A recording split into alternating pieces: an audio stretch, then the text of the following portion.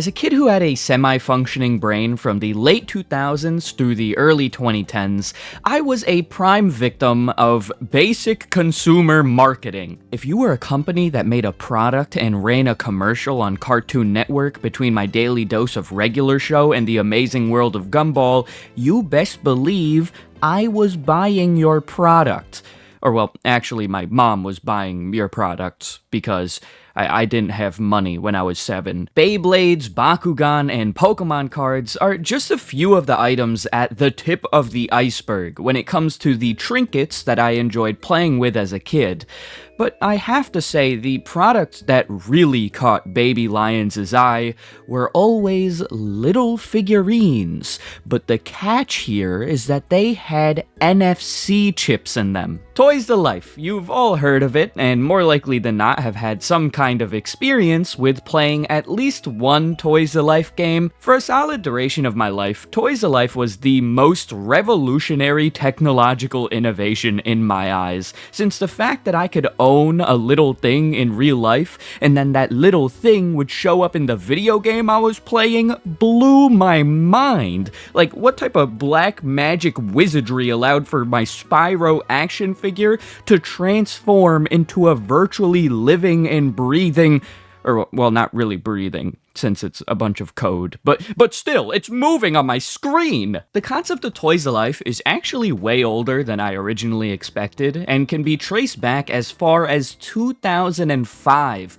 with Webkins. Each Webkin you bought would provide you with a little download code so that you could transport the stuffed animal you owned into an online browser game. But the true renaissance of Toys to Life was in 2011, when Skylanders Spyro's Adventure was released. There's no question that Skylanders is one of the most popular pieces of media from the 2010s, and personally, I blame the entire franchise for my crippling addiction to buying random collectible items and putting them on shelves as a grown adult. Now, I've talked about Skylanders plenty of times on this channel, so today I want to take a step back and look at the bigger picture. I decided that I would play every single Toys to Life game ever, at least the ones that I remember from my childhood, and talk about them in a YouTube video. Is this video just an excuse for me to relive all my childhood memories of playing with my favorite toys in video games?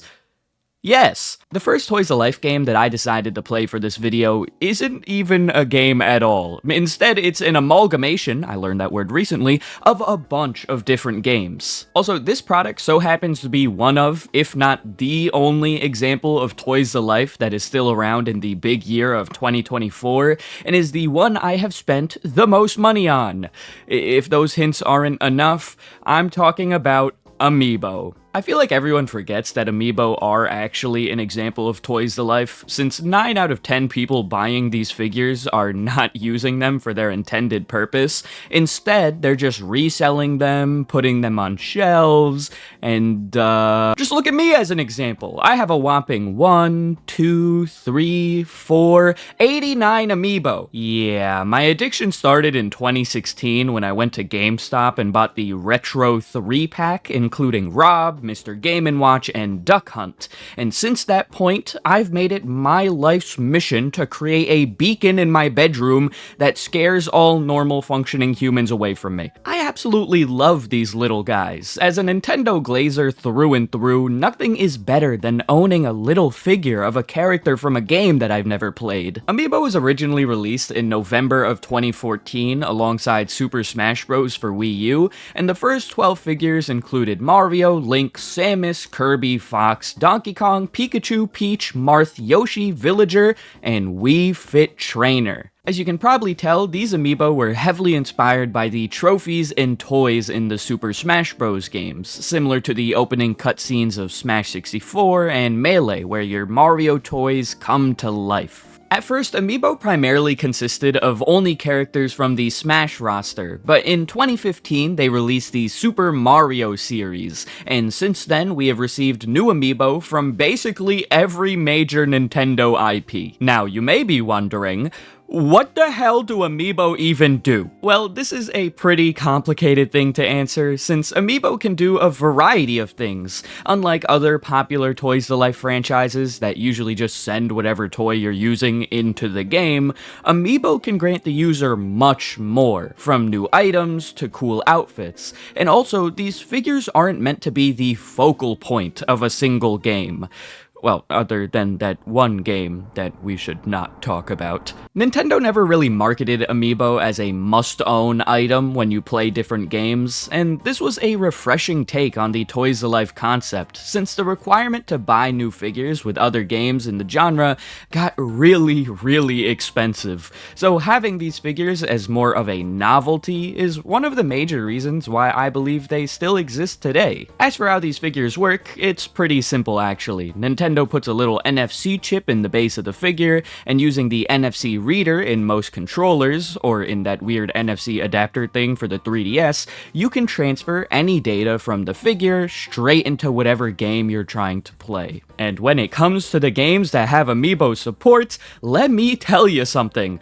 There are a lot. 123 to be exact. Amongst these 123 games, the use of Amiibo varies greatly. For example, in Mario Kart 8 Deluxe, you can use some of the compatible Amiibo to get character-specific Mii racing suits. This was a nice added touch that I've always liked, since it allowed me to flaunt to people that I play online and say, hey, look at me!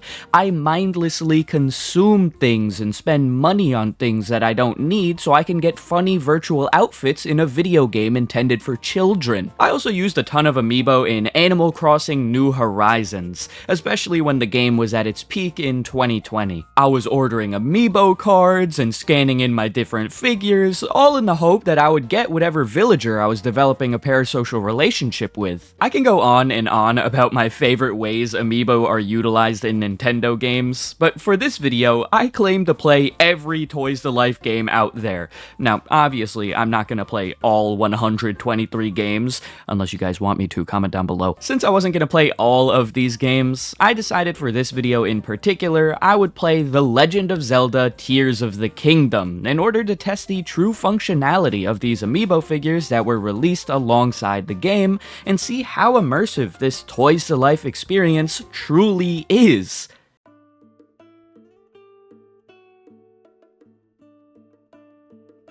What? So Amiibo in Tears of the Kingdom don't really give you that much. 99% of them just give you meat and some assorted items, while the Tears of the Kingdom and Breath of the Wild specific ones give you some cool paraglider skins. Overall, it's kinda underwhelming that the items you get from the game's corresponding Amiibo are kind of boring. Of course, cosmetic items are cool here and there, but it would have been nice to get some super sick exclusive weapon to use in the game. But hey, at least I have this Ganondorf figure in my possession now.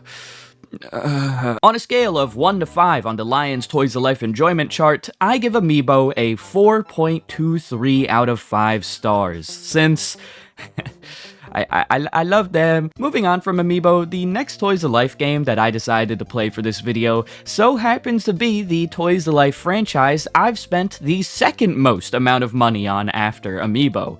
Skylanders. First released in October of 2011 with Skylanders Spyro's Adventure, this franchise became a worldwide phenomenon in a very short amount of time. By March of 2012, only around 6 months after the first game's initial release, Activision was able to exceed over $500 million in sales, and that overwhelming immediate success allowed for the company to produce sequel after sequel after sequel after sequel until the Toys to Life concept finally died. When it comes to the actual concept of the series, Skylanders is pretty simple. You have to buy these individual figures, or use the ones you get in the starter set, and then you place them on the portal so that the NFC chip in the Skylanders Skylanders can be read and transfer whatever character you own into the game. That's also all these figures could do. The entire selling point of Skylanders, and honestly Toys to Life as a whole, was the fact that you could own these characters and use them in whatever game you're playing. So unlike Amiibo, which could have a variety of different uses,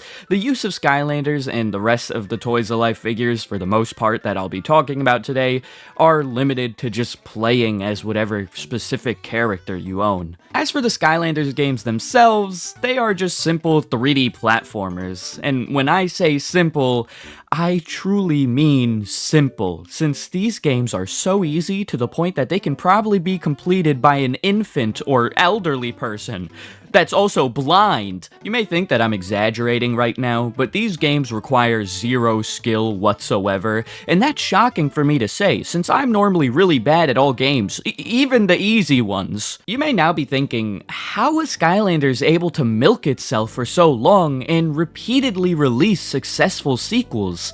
Well, allow me to introduce to you the many gimmicks of this franchise. Yeah, the gimmicks of each Skylanders game are without a doubt the primary reason why this franchise was able to drag itself into relevancy for so long. We had Skylanders Giants, which was a Skylanders game where some of the Skylanders were, giants. We also got Skylanders Trap Team, which was one of the most unique Toys to Life gimmicks in my opinion, since you had these little crystal looking things called traps that you could capture your enemies in and use them to help you throughout the game. To be honest, I can kinda relate Skylanders to Pokemon in the fact that each new entry brings some new and unique gimmick to the table, even if that new and unique gimmick is the stupidest thing ever. Now, although many of these gimmicks were dumb in hindsight, it didn't stop myself and millions of others from lining up each year to buy these new entries. As for my full history with this franchise, I don't really think I have to go into much detail because I have talked plenty of times about these games in past videos.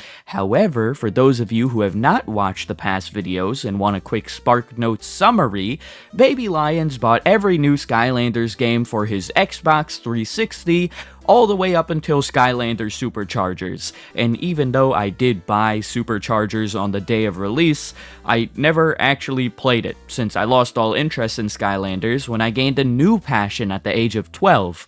Online gambling with CSGO. Now, for this video in particular, I planned on playing one of the entries, because for the most part, when you play one, you've played them all, since they're kind of all the same game with a different coat of paint. Unironically, I had a really hard time choosing what game I wanted to play, since I love the first 4 games in this franchise with a passion, and then the other 2 kind of just exist. After a ton of pondering, I decided that I would play Skylanders Swap Force, since it had the coolest gimmick, I have the most childhood memories with it, and it has the best character designs. Also, I do have to preface, I barely understand how these Skylanders Swap Force figures work from a technological standpoint, since how the hell can you swap the characters and the portal can identify that?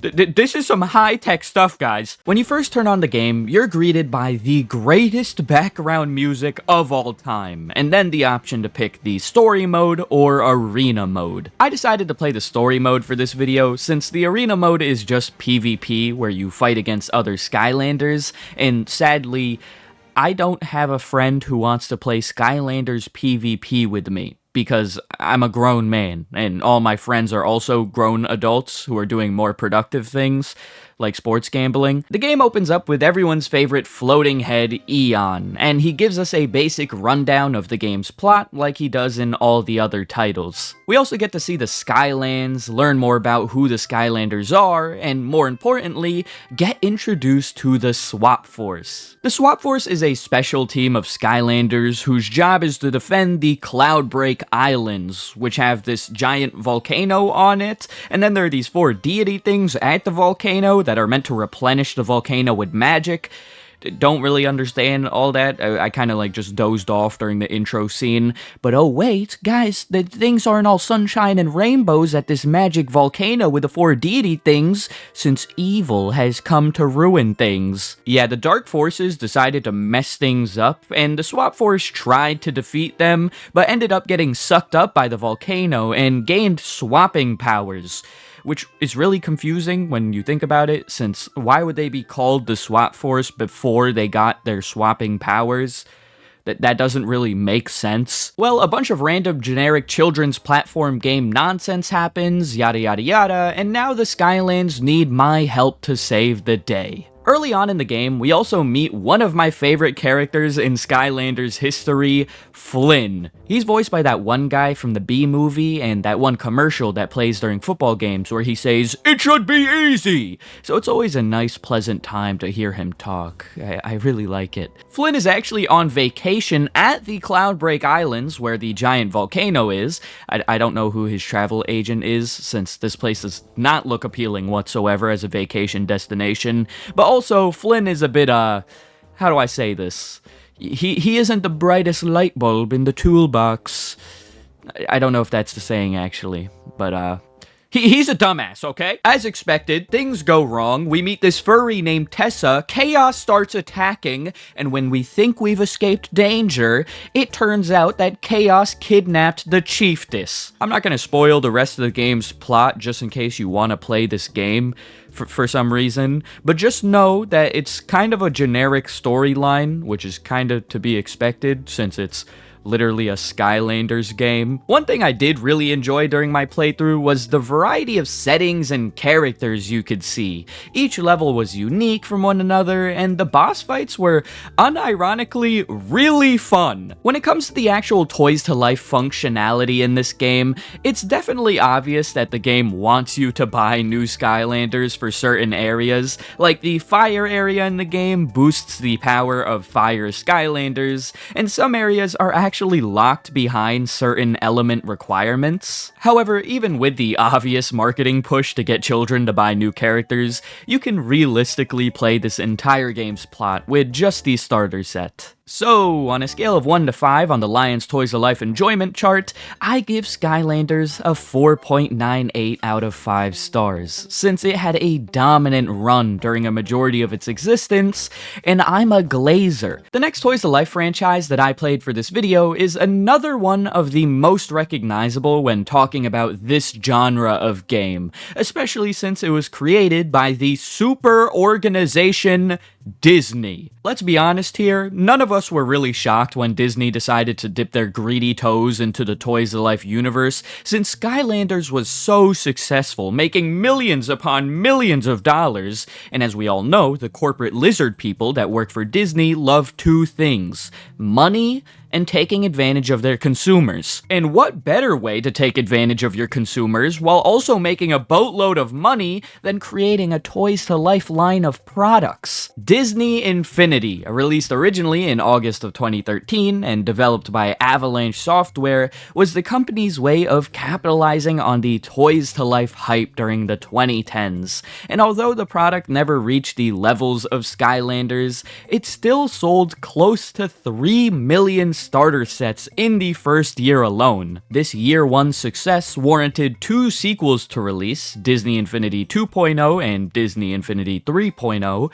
Why these were the decided names, I don't know, because they kinda suck. I'll be entirely honest here, I did not grow up with Disney Infinity. Don't get me wrong, it's not like I didn't know about this game. I was very aware of its existence throughout my childhood, but I never really found it to be interesting, partly due to the fact that I was not much of a Disney kid to begin with. At a young age, I had to pick my struggle. Was I gonna be hyper-fixated on Nintendo and Pokemon and the New York Jets, or Disney? And luckily, I chose this side, because I don't know what I would have become if I was a Disney adult. Since I lacked any real desire to play these games as a kid, I have no nostalgic or sentimental connection to the series, but funny enough, I still owned Disney Infinity 2.0 on my Xbox 360 because I was able to buy the entire starter set at Five Below in like 2015. Sadly, that copy of Disney Infinity 2.0 and the corresponding portal and figures have been lost to time, aka I donated them to a Goodwill a couple years ago, meaning for this video, I had to re-buy Disney Infinity. Hooray! My bi-weekly paycheck is going to a children's Toys to Life game from the 2010s. Nice. Luckily for me, Steam actually sells the Disney Infinity games, and as an added bonus, if you buy them on Steam, you don't have to own the figures or portal. So with that in mind, I bought Disney Infinity 3.0 Gold Edition for $29.99. When you first boot up the game, you hear this very ambient background noise, a stark contrast to what you hear at the beginning of every Skylanders game. I'm not saying this is necessarily a bad thing, it's very relaxing noise, don't get me wrong, but at the same time, when I play a game, I want to run through a wall. Also, this game was somehow able to get on my nerves within the first 2 minutes of turning it on, since it immediately asked for a Disney account. No matter what game it is, whether it's Madden, 2K, or Disney Infinity in this case, if you require me to make a separate account other than my Steam, Switch, or PSN, you deserve the death sentence. It is unbelievably annoying to have to log in to separate accounts to play a game, but no point in complaining, so I made a Disney account and logged in. The interesting thing about Disney Infinity that I quickly realized is that the story modes you play through are locked behind each individual playset available to buy in stores, meaning if you want to experience other stories and plot lines, then you would have to purchase the corresponding set. This is definitely a unique way of going about Toys to Life that was very foreign to me, since I was a Skylanders kid and was used to one plotline and then buying characters to play with. But Disney Infinity, you had to buy these new plotlines. Luckily, with the Steam version that I bought, I had access to all the 3.0 plotlines, but for the sake of this video, I decided to play the Star Wars Twilight of the Republic playset, since it was the plotline that was original to the starter set. The story of this set is surprisingly really interesting. It takes place between episodes 2 and 3 of Star Wars during the Clone Wars era, and if you've seen the Clone Wars TV series, you would know that our main enemy during this time is Darth Maul. I was never the biggest Star Wars fan growing up, but I do have plenty of memories of the Clone Wars cartoon series running on TV all the time, so it was pretty cool to play as Anakin from the show. In terms of gameplay, it was a very straightforward 3D platformer-esque action-adventure game, and I'll admit at times the controls did feel kinda clunky. Maybe that's a result of this game being nearly 10 years old, but I found it almost uncomfortable to play at times. Also, the specific playset that I decided to play was pretty short, and only had about 5 hours worth of content according to howlongtobeat.com, but in my opinion, that's a really generous estimate since it felt like I could beat this entire storyline in about 2 hours. The other storylines that I had the option to play in the 3.0 version of this game included 2 other Star Wars sets, one being Rise Against the Empire, and the other being The Force Awakens. There was also an Inside Out playset, Marvel Battlegrounds, and finally a Finding Dory set. For Disney fans, I can definitely see the appeal of this game, since it not only gives you another reason to waste money on pieces of plastic, but also you get to live out some new original storylines following your favorite characters. Now, as someone who isn't the biggest Disney fan, I cannot justify spending money, even though I did, on a starter set and then buying each individual playset. I really dislike that Disney made it to where you had to buy new storylines. It would have been much much better to create one major storyline where all the Disney characters come together to defeat a greater enemy. But then that would also just be Kingdom Hearts. On a scale of 1 to 5 on the LaiyenZ Toys to Life enjoyment chart, I give Disney Infinity a 2.61 out of 5 stars, since I did enjoy the Star Wars storyline a tiny bit, but then I think about the fact that I have to buy all the other story modes. That's really flawed. Come on now. That restricts like the entire experience of this game. You know, when I sit out on my front porch as an old man in my rocking chair and begin to think back on the Toys to Life era in the 2010s, I always envision a big three: Skylanders, Disney Infinity, and then the third game that always comes to mind is LEGO Dimensions. Similar to the rest of the Toys to Life games I've discussed, LEGO Dimensions utilizes a simple character and portal model, but what made this game super exciting was the fact that your characters were actually LEGO minifigures. LEGO Dimensions was released in September of 2015, so it was a bit late to the party when it came to the Toys to Life hype, since Skylanders and Disney Infinity had already been swimming in cash up until this point. But that doesn't mean that LEGO Dimensions wasn't able to succeed. Within the first week of its release, LEGO Dimensions was able to outsell both Skylanders and Disney Infinity, which was a massive accomplishment, judging by the fact that both of these games had been dominating the market for years.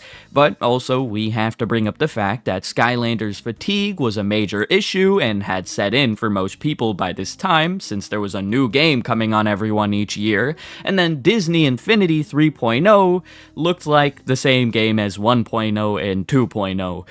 But with the Avengers, LEGO Dimensions brought something new to the Toys to Life table, and because of that was able to gain very quick success.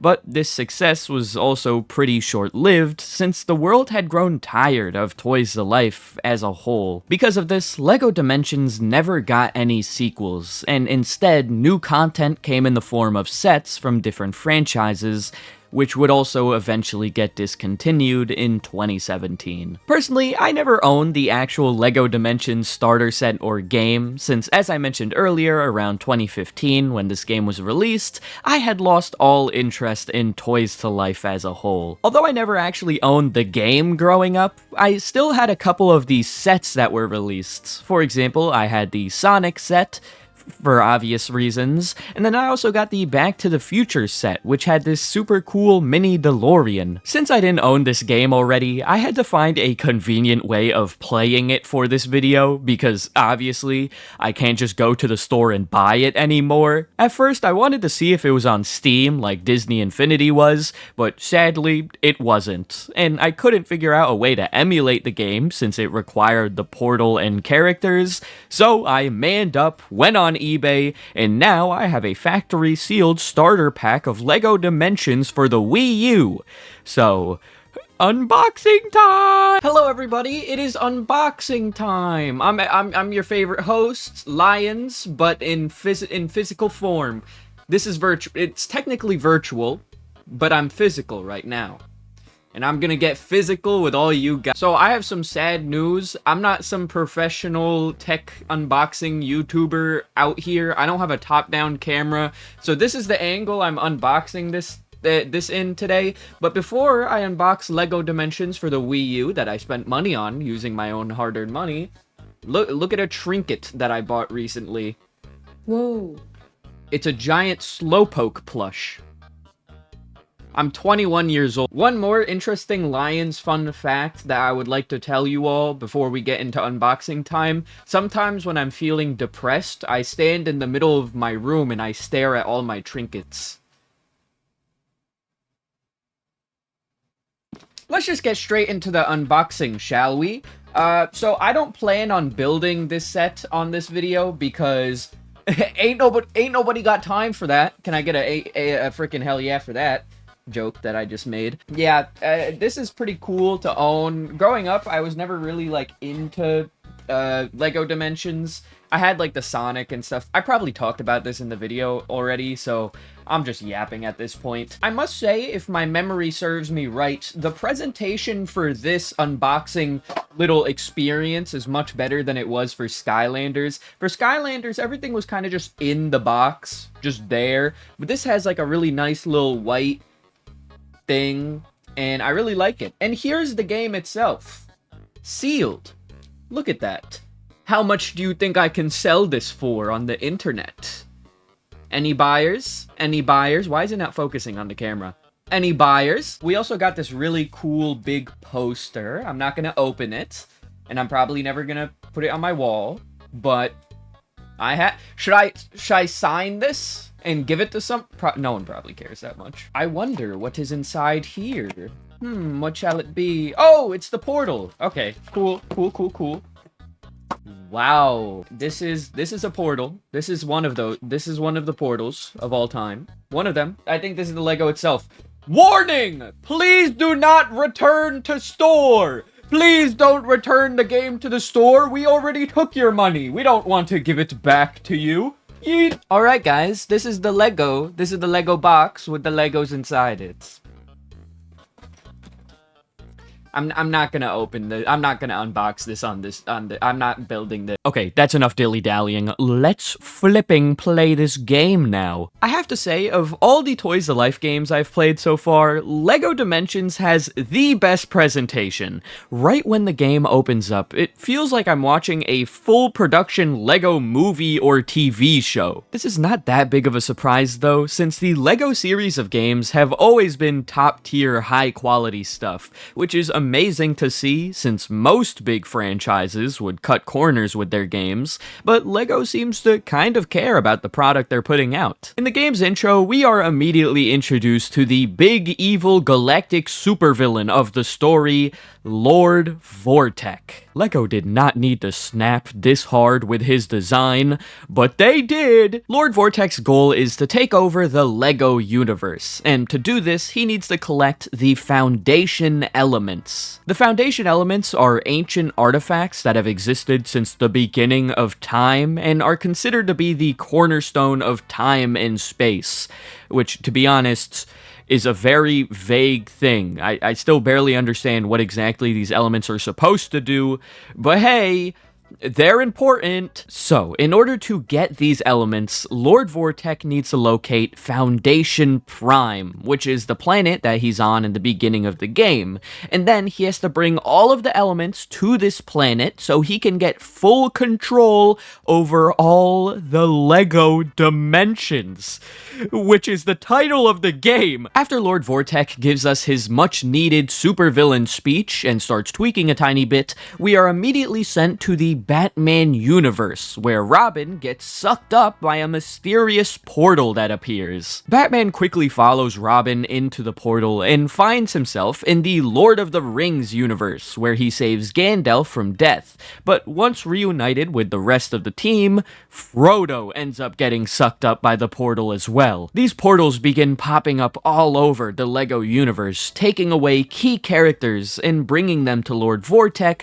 to get imprisoned. What makes things even worse is that Lord Vortek is finding villains from different universes and summoning them to help carry out his evil doings. So it is up to Batman, Gandalf, and Wildstyle, aka the three characters in the starter set, to save the day. From a story and gameplay perspective, LEGO Dimensions caught me completely off guard. I did not expect to have this much fun with this game, and I unironically think that this is one of the best gaming experiences I have had in a very long time. Traveling across the different universes and getting to interact with a variety of different franchises such as The Simpsons, Back to the Future, and even Portal 2 was so cool. When it comes to the Toys to Life functionality in this game, I limited myself to just using the characters that came in the starter set, but during this game's prime, you could buy individual character sets so that you could play as as that character in the game. This approach to Toys to Life is very similar to Skylanders, since there's one overarching storyline, and then you buy new characters to access different areas that aren't required for the main story. However, one thing that I like about LEGO Dimensions that Skylanders did not do that well was provide new content with the sets that you purchased. For example, the Sonic set would provide you with an entire Sonic dimension that introduced new plot lines and areas. Overall, I think LEGO Dimensions may be the best Toys to Life game I've ever played, simply from a gameplay experience. And in all honesty, if any Toys to Life franchise were to make a comeback nowadays, I can definitely see this being the one. Just maybe without the Toys to Life? I think the LEGO Dimensions concept works perfectly, and I would love to see a second game in the series that combines the universes of different franchises, and you don't even need to make it Toys to Life, just choose a cast of characters and travel across dimensions. Alright, when it comes to the LaiyenZ Toys to Life enjoyment chart, I give LEGO Dimensions a 4.97 out of 5. I think it is the perfect approach to this gimmick, and the only reason it doesn't get a perfect score is because I'm a Skylanders glazer. So we've talked about all the major players in the Toys to Life market, but now it's time for us to descend into the depths of Toys to Life. These next couple games I'll be talking about are the forgotten titles that never reached the heights of popularity like the other games I've talked about, whether it's due to poor marketing, zero interest in the product, or the game just sucked. This first forgotten Toys to Life game that had a major impact on my childhood was Pokemon Rumble U. If you aren't familiar with the Pokemon Rumble series of games, the first entry was originally released in June of 2009 for WiiWare, and it's a pretty simple beat-em-up style of game with these super cute looking Pokemon models. I don't know what you would call these little models, but I've always been a major fan of them, and obviously Nintendo was a big fan as well, since for the second entry in this series, Pokemon Rumble U, they released a line of Toys to Life figures. These little figures were based on the models that you could see in the game, and they had an NFC chip in their base that would let you play as whatever Pokemon you owned. Now, for my longtime LaiyenZ viewers, an immediate red flag may come up in the back of your mind after hearing that Pokemon Rumble U had a major impact on my childhood, because first of all, this game sucked, but second of all, how would I have any memories of this game if I didn't own a Wii U? Well, it's pretty simple actually. Although I didn't own Pokemon Rumble U, since I didn't have the console, I still owned a ton of these figures at one point. Every time I would go to GameStop, I would buy one of these mini blind boxes that contain these super adorable figures, and for the longest time, I didn't even realize that these were Toys to Life figures, since I was just buying them for the fact that it was Pokemon and something that I could waste my mom's money on. It wasn't until I bought Pokemon Rumble Blast and Pokemon Rumble World for my 3DS that I realized, wait a second, these figures are actually for a video game series. Now sadly, the Toys to Life functionality in these figures was not compatible with either of the 3DS games, meaning I never actually got to use them for their intended purpose until today. Even though I don't actually have any of the figures anymore because they've been lost over time. I'm really irresponsible. As some of you may know, in recent years, I became a member of the elite Wii U community, meaning I'm now able to download Pokemon Rumble U and finally experience what this game has to offer. During the game's opening cutscene, we learned that the Pokemon in this game are actually just little gachapon figures, which are these vending machine capsule toys that are super popular in Japan. While restocking the machines with new capsules, this innocent employee gets assassinated by an evil Pokemon that was in a loose capsule on the floor. The man ends up falling down, causing all the capsules he was holding to get loose and flow down a river away from the Pokemon store. One thing that immediately makes zero sense is how these little gachapon Pokemon figures became sentient after leaving their capsules, but also, it's a Pokemon game, so nothing makes sense. The story of this game is quite simple. The lost Pikachu, Tepig, Oshawott, and Snivy are trying to find their way back to the Pokemon Center so they can be enslaved in capsules once again and sold for $1 to random Japanese children. Our journey back to the Pokemon Center is not all sunshine and rainbows, however, since along the way we discover free-thinking Pokemon that don't want to return to the Pokemon Center and instead live a life on their own. But as we all know, freedom is bad, and we must fight these Pokemon so we could return to our capitalist overlords. The battling in this game is fairly straightforward. You control one of the Pokemon, and the rest of your team tag along in fighting the enemies you encounter. As much as I love the overall aesthetic and concept of this game, it is so hard not to talk about how boring it is. Each area, boss battle, and plotline is repetitive, and by the 1 hour mark of playing this game, I had to stop for my own sanity. Let me give you a quick rundown of how things go in this game. There are 5 primary areas that you have to go through to progress with the story's plot, and within these areas are little sub-areas that contain a variety of Pokemon you have to battle. Some of these smaller areas also have bigger boss battles that you have to get through, and once you complete your battles, you're greeted by some dialogue, which is just some text with a stagnant PNG on the screen. And then guess what? You repeat this entire process over and over and over and over. The funniest thing about this game is the fact that the Toys to Life functionality is kinda pointless, since most of the Pokemon that have figures can just be unlocked during the game pretty easily. Obviously, some of the legendary and mythical Pokemon like Mewtwo, Deoxys, Darkrai, etc. are useful to have figures of, since those are harder to unlock naturally in the game. But for the most part, if you just play this game without any of the Toys to Life features, you would be totally fine. And also, if any of you decide to play this game for whatever reason and want to use the Toys to Life figures, good luck, because oh my god, they're so expensive. Yeah, the market for these figures is insane right now, and something I did not expect to see while doing research for this video. I was planning on actually buying the complete set of these figures, since like I mentioned, I've lost all of them over the course of the past decade, but once I went on eBay, that idea went out the window. On the LaiyenZ Toys to Life enjoyment chart, I give Pokemon Rumble U a 0.1 out of 5, since this game is an absolute dog water, boring slop excuse of a title, and the Toys to Life functionality doesn't even make a difference to the damn game. Alrighty, the final series that I'll be talking about is by far the most recent release of a Toys to Life game, since it came out in October of 2018, which is long after the Toys to Life hype had died down. You may also recognize this game specifically because the starter sets sat on store shelves for a solid 3 years straight, and by like 2020 were selling for $5 each. Yup, I'm talking about Starlink Battle for Atlas. Developed by Ubisoft, Starlink Battle for Atlas is an action-adventure game where you fly around in this cool spaceship and do cool spaceship things.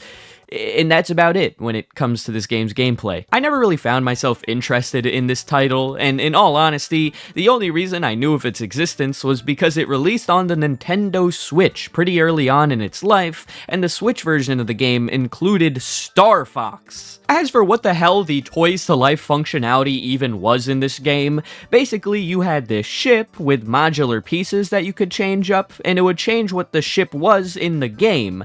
Honestly, this is a really cool way of incorporating Toys to Life in a video game, and what made things kinda better was the fact that Toys to Life wasn't actually a requirement to play this game in the first place, since all of the modular pieces on your ship IRL could just be bought or unlocked digitally in the game. I will admit, one of my biggest regrets looking back on things is not buying the starter set for $5 whenever I saw it pop up at Walmart, GameStop, or even Five Below, since now on eBay, the starter set's selling for quite a bit. Since the actual Toys to Life aspect of this game is not required to play the game itself, I actually went ahead and just downloaded the digital version from the eShop so I could get an idea of what this game was even like. Very early on, it's pretty obvious that this game is entirely centered around traveling and exploring space.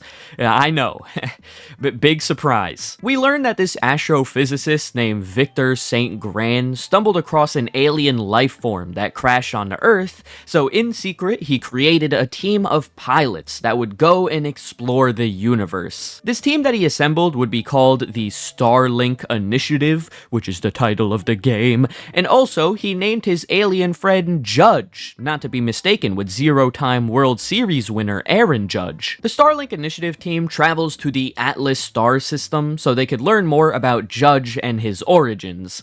But this is when things go horribly wrong. The mothership that the team is working off of, called the Equinox, gets attacked by the Forgotten Legion, which is an army of robots created by the Wardens. The Wardens are an advanced race of aliens that went missing millions of years ago, and now the leader of the Forgotten Legion, named Grax, is obsessed with them and thinks he was handpicked by the Wardens to wield ultimate power, even though the Wardens don't really even know who Grax is, because they've been gone for millions of years. After getting attacked, our team of protagonists crash onto a nearby planet, and St. Grand gets kidnapped by the Legion. With all of this happening, our goal is now to save St. Grand and continue exploring the Atlas system as a whole. So throughout the game, we go to different parts of the region, meet new alien species, and battle against Grax and the Forgotten Legion. Going into this gaming experience, I had zero expectations from a story standpoint,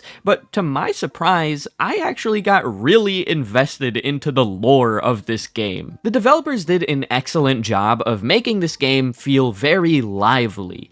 Each new area felt bustling with new species and alien races that you could interact with, and when looking at the concept art from this game, it is so obvious that the attention to detail when it came to the lore was clearly there. However, what made this game even better was the use of cutscenes. The quality of the cutscenes in this game felt like something you would see in a Netflix original animated miniseries, and graphically, this game was stunning. Now, I did play this on the Switch, so I didn't get to experience the peak level of quality that you would experience on the Xbox or PlayStation, but regardless, the areas I was able to explore were beautiful. Now, looking past the interesting lore and beautiful game design, this game is kinda boring. At first, the exploration was enjoyable, but after a while, many of the tasks and missions that were assigned felt extremely repetitive and unnecessary. Also, I would have enjoyed if this title incorporated more on-foot exploration. Obviously, the main selling point of this game is the fact that you are in a spaceship, but honestly, I feel like this title would have worked well if it had some implementation of on-foot gameplay. When it comes to the actual Toys to Life part of this game, it is pretty obsolete, since as I mentioned earlier, you can simply buy new ships and weapons within the game itself. However, the starship and weapons you receive in the starter sets can only be obtained using the starter sets themselves, so if for some reason you really like this ship and these weapons, then go ahead and buy the starter set, I guess. The only reason I could really see anyone wanting to own the physical starter sets is if you're a diehard Nintendo fan like myself and want to own the physical R-Wing and Fox figure. All things considered, I don't really think this is a Toys to Life game, since you can play the entirety of it without ever owning its Toys to Life counterparts, and the only reason I could see anyone wanting to invest in it is if they're a man-child, like myself. So, on the LaiyenZ Toys to Life enjoyment chart, I give Starlink Battle for Atlas a 2.5 out of 5, but strictly when thinking from the perspective of Toys to Life, since I wouldn't even consider this a Toys to Life game. Instead, it's a regular action-packed title that so happens to have some optional Toys to Life features, and those features are pretty minimal. Alrighty, so those were all the Toys to Life games that I could remember from my childhood. This was a really fun blast to the past, and also a blast to my wallet. If you were to ask me right now if Toys to Life were ever gonna make a comeback, I would say No, absolutely not. Especially with the world trending towards more digital media, there just isn't a market for this product anymore, which sucks since I love owning things physically that I can touch. When it comes to Toys to Life though, I'm honestly totally fine if this concept just has an eternal slumber from now on, since I would rather just look back on Toys to Life with nostalgia and good memories, rather than seeing some random major corporation try to milk it for some extra bucks in 2024. Hey, if you made it to this point of the video, thank you, and congratulations. There's something extremely wrong with you. But that's okay. Please subscribe. Please, I'm begging. Please, bigger number, better person. Comment down below if there's a Toys to Life franchise that I missed. I'm sure there is a super obscure niche one that was either before my time or was not marketed well enough to me when I was a kid. So I would love to hear about those if there are any. Also, I stream on Twitch and I plan on doing some Skylanders content over there soon. So go follow, and also follow my Instagram since I'll be in Japan in a couple of months and plan on posting some super epic, super cool content about it over there. Alright, that's all I have for today's video. Thank you so much for watching, and I'll see you all eventually.